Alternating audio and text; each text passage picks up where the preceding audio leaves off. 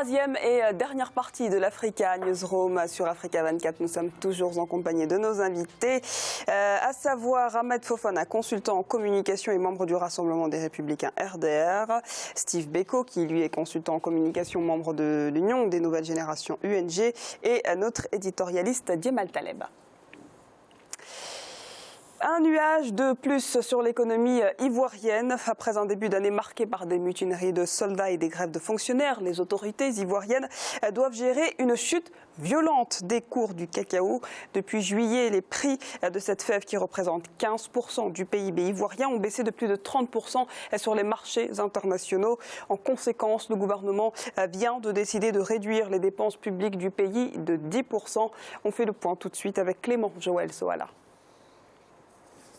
La Côte d'Ivoire réduira de 10% ses dépenses publiques. Le président Alassane Ouattara explique cette mesure par la baisse des cours mondiaux du cacao qui affecte l'économie du pays. La décision de réduction des dépenses publiques a été prise par le gouvernement ivoirien lors de la visite d'une délégation du Fonds monétaire international début avril 2017. Une réduction de 200 milliards de francs CFA des lignes budgétaires consacrées à l'investissement est annoncée. Les producteurs de cacao ont été touchés par la baisse brutale des prix. On est passé de 1100 francs CFA à 700 francs CFA. C'est la plus grosse baisse depuis 2012. Tous les secteurs d'activité vont être sous réduction budgétaire, mais ça ne touchera pas effectivement la masse salariale. En plus de la baisse des cours mondiaux du cacao, la Côte d'Ivoire supporte d'autres pressions budgétaires dues à des concessions non prévues dans le budget et au paiement de primes versées aux soldats mutés en février 2017. Les autorités ivoiriennes annoncent une réduction des budgets de tous les ministères de 5 à 10%. C'est une décision prise dans le but de maintenir la croissance.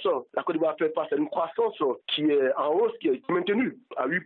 Donc il faut la maintenir, même si les analystes pensent que c'est une croissance qui ne profite pas toujours à tout le monde. Selon le Fonds monétaire international, une hausse de 1% des recettes d'exportation du cacao, qui représente 20% des exportations de la Côte d'Ivoire, pourrait augmenter de 0,63% les dépenses publiques. Le pays devrait par ailleurs recevoir une aide de plus de 659 millions de dollars du Fonds monétaire international dans le cadre de 2 accords triennaux sur la base de la facilité élargie de crédit et du mécanisme élargi de crédit. Monsieur Fofana, la Côte d'Ivoire reste un poids lourd économique, il faut le dire, dans le paysage ouest-africain pour les investisseurs. Mais quand on voit une baisse des dépenses publiques à hauteur de 10%, est-ce qu'il faut s'alarmer, d'après vous? Oui, il ne faut pas. Aujourd'hui, nous sommes dans une crise mondiale. Ce n'est pas la Côte d'Ivoire qui fixe le prix du cacao, malheureusement. C'est vrai que nous sommes premiers producteurs, mais le prix du cacao est fixé à l'international. Aujourd'hui, l'économie de la Côte d'Ivoire, le PIB de la Côte d'Ivoire est basé à 15% sur le cacao et le café. Aujourd'hui, nous assistons à une chute brutale de ce prix. Donc c'est normal, c'est évident qu'il y a des répercussions sur l'économie ivoirienne. Et l'État, en bon gestionnaire, notamment le président Ouattara qui est économiste, a réduit les dépenses de l'État de 10% pour pouvoir maintenir la croissance qui est en hausse depuis 2012. Il faut le dire parce que quand nous prenions le pays après la crise dont nous a imposé Laurent Gbagbo, la Côte d'Ivoire était à moins. Aujourd'hui, nous sommes à plus de 8% de croissance qu'il faut saluer. Même les derniers rapports de la Banque mondiale aux dernières assises là, qui s'est tenues la semaine dernière, et la Banque mondiale a félicité la Côte d'Ivoire qui fait partie des 7 pays subsahariens qui aujourd'hui il y a une résilience forte face à la crise de la région.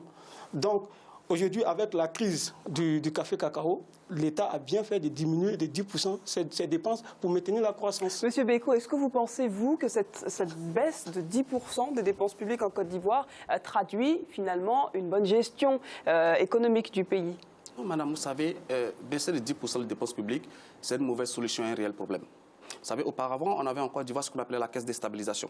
Et la caisse de stabilisation était justement là pour, dans les bons jours, emmagasiner le maximum pour payer aux paysans, parce que ce sont eux qui produisent le cacao, les jours sombres. Ouattara a cassé tout ça. On a mis une nouvelle structure en place.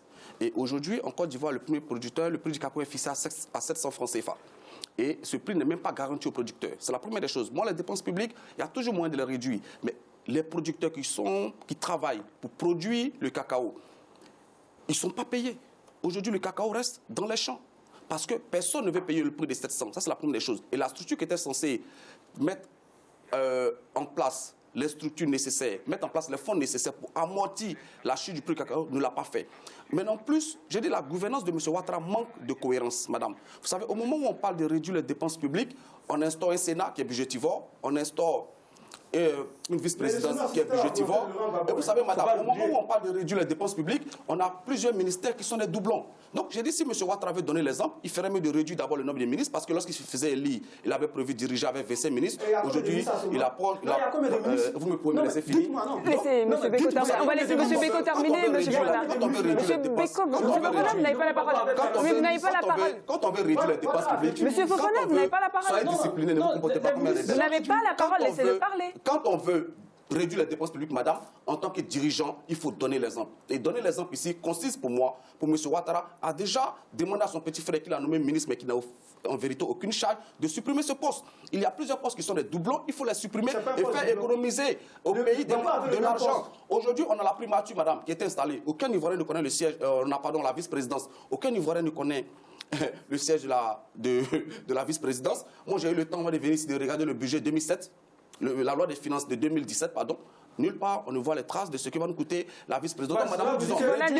Le budget de la vice-présidente, pour le soutien, le budget de la vice-présidente est fait sur le budget de la présidence. Ouattara a été clair, il a dit, la vice-présidente... Donc aucune ambiguïté selon vous? Non. Djemal, que pensez-vous de cette baisse de 10% des dépenses publiques en Côte d'Ivoire? Je pense que la Côte d'Ivoire vit, à peu près comme tous les autres pays, le problème de la dépendance d'un produit unique. Et donc, si on vit en dépendance par rapport au pétrole, par rapport aux mines, par rapport donc là au cacao, évidemment, à partir du moment où le prix chute, vous pouvez beau avoir une caisse de stabilisation. Et je pense qu'une caisse de stabilisation est une bonne chose et que d'ailleurs les Européens, c'est ce qu'ils font exactement pour leur agriculture et il faut les soutenir. Mais ça n'est pas seulement la solution du problème. Si on n'a pas une économie diversifiée, ça ne se fait pas. Et là, monsieur, vous avez parfaitement raison. C'est-à-dire que c'est très compliqué de dire je diminue de 10% des charges de l'État, qu'en même temps je crée des institutions nouvelles et que je distribue un peu d'argent aux armées, c'est pas très cohérent. Est-ce que finalement les événements sociaux qui ont altéré les performances? Mais bien sûr, ce sont des choses que nous subissons, que la Côte d'Ivoire subit, mais enfin elles répondent de la façon, de mon point de vue, pas la plus adéquate. Mais ce n'est pas la question. La question pour moi la plus fondamentale, c'est que tant que la Côte d'Ivoire, qui est un pays riche, qui est, pardon, encore une fois, une locomotive, ça peut nous tirer tous. Mais tant que ce pays n'est pas capable de diversifier son économie, et il y a de quoi la diversifier, elle sera toujours dépendante d'une matière, et tant qu'on est dépendant d'une matière, on ne se développe pas. Pardon, la chance que les Ivoiriens ou les mérites qu'ils ont par rapport aux autres, c'est que le cacao, c'est quand même le fruit et le travail des Ivoiriens. Et donc, on ne peut pas leur reprocher le contraire. Ce n'est pas comme un pays qui a découvert du pétrole par hasard, et il suffit de l'extraire, d'ailleurs souvent, ce n'est pas lui, c'est une puissance étrangère qui le fait, et de le vendre sur le marché international. Là, les Ivoiriens le font. En revanche, la difficulté, c'est qu'il faut, qu'il soit transformé sur place. On allait parler du Botswana et quel dommage si l'exemple du Botswana pouvait citer un exemple à tous les pays africains et qu'on soit capable de se dire le cacao ivoirien qui est qui est classé comme le pays le plus attractif pour les investisseurs. Voilà, mais oui, évidemment, le pays le premier producteur d'Afrique, l'un des premiers mondiaux, mais aucune transformation sérieuse et importante qui a un impact mondial n'est faite en Côte d'Ivoire. Donc, si on quel exemple pourrait être pris pour le Botswana à l'image de la Côte d'Ivoire? Si on produisait beaucoup plus de café, de cacao et donc on transformait tout ça localement et qu'on crée de la valeur, de l'emploi et de la richesse pour les Ivoiriens, on parlerait, à mon avis, beaucoup moins des difficultés économiques actuelles et de la nécessité d'avoir 10% de moins de baisse sur les budgets d'État. On parle régulièrement de la croissance, on nous dit qu'on va une croissance à 2 chiffres. Mais tous les économistes... Il n'y a pas de croissance à 2 chiffres. À 2 chiffres, s'il vous plaît. Merci. 8 pour l'instant. Aujourd'hui, tous les économistes en Côte d'Ivoire sont unanimes pour dire que c'est une croissance appauvrissante parce que qui n'est pas ressentie par les populations. Madame, vous savez, le seul classement où la Côte d'Ivoire c'est classe première aujourd'hui, c'est dans l'exportation d'immigrés clandestins. Nous en avons 15 000 aujourd'hui qui arrivent en Italie. Et si nous avons 15 000... C'est dans quel chiffre? S'il vous plaît, monsieur. Il n'y a pas 15 000. Selon l'Organisation internationale des migrés qui classe la Côte d'Ivoire premier pays... Mais pas 15 000. Vous pouvez me laisser finir. Donc, madame, quand on a 15 000 Ivoiriens qui arrivent en Italie, dans les conditions que nous connaissons, et quand on sait que beaucoup perdent la vie dans cette tentative de traverser la Méditerranée, l'accent doit être mis autre part, d'après vous. Il faut mettre l'accent sur le fait de rapprocher la gouvernance des populations. Il faut aujourd'hui faire en sorte que les retombées économiques que nous avons en Côte d'Ivoire ne soient pas gérées par Ouattara et son clan, mais que tous les Ivoiriens puissent ressentir cette fameuse croissance qui ne se ressent pas. La preuve, madame, c'est qu'en Côte d'Ivoire, les fonctionnaires sont en grève, l'armée à tirer pour réclamer 17 millions par personne. Les paysans, madame, c'est la première fois depuis 1972 que les paysans ivoiriens organisent une marche en Côte d'Ivoire. Et cette marche a été réprimée par l'armée. De quoi s'alarmer, d'après vous? Vous êtes optimiste quant à ces mouvements sociaux qui opèrent en Côte d'Ivoire? Et ce n'est pas moi qui le dis. Là, en 2016, la Banque mondiale, sur le classement, sur le climat des affaires, place la Côte d'Ivoire 142e sur 189 pays. Ce n'est pas moi qui le dis, c'est la Banque mondiale. Si nous prenons l'Egatom, qui classe l'indice de prospérité, nous sommes 118e sur 142 pays, madame.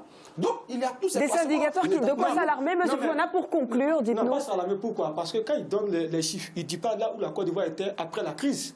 Parce que, tout à l'heure, j'ai parlé de la crise, parce qu'au lendemain de la crise, nous étions à moins 5% au niveau de la croissance, moins. Aujourd'hui, nous sommes à 8%. Donc, aujourd'hui, la Côte d'Ivoire part du haut. Mais il oublie. Monsieur Beko, ne coupez pas la parole, s'il vous plaît. Il oublie qu'aujourd'hui, il faut créer les richesses. Il parle d'économie. Il n'a aucune option en économie. Il cite des gens. Mais en économie, il faut d'abord créer les richesses avant de les distribuer. Aujourd'hui, là, je suis d'accord avec Djemal parce qu'aujourd'hui, le problème réel aujourd'hui des Africains, notamment de la Côte d'Ivoire, nous produisons, mais nous ne transformons pas sous Vous savez, pour finir cette question, nous sommes le seul économiste africain que nous connaissons qui a créé une théorie qui s'intitule « L'argent ne circule pas parce que l'argent travaille ». Pour conclure, merci pour toutes ces précisions, messieurs. Merci d'avoir participé à ce riche débat autour de la Côte d'Ivoire. C'est à présent la fin de cette émission et le dossier de ce mardi sera consacré justement à cette crise dans la filière cacao en Côte d'Ivoire. Merci à vous, monsieur Fofana. Vous êtes consultant en communication, membre du RDR. Merci à Steve Beko, également consultant en communication, membre de l'UNG. Et merci à notre éditorialiste Djemal Taleb. Merci et merci à ceux qui ont la gentillesse de nous regarder. Et merci à vous, bien entendu, chers téléspectateurs, de nous avoir suivis. Restez sur Africa 24, l'actualité se poursuit.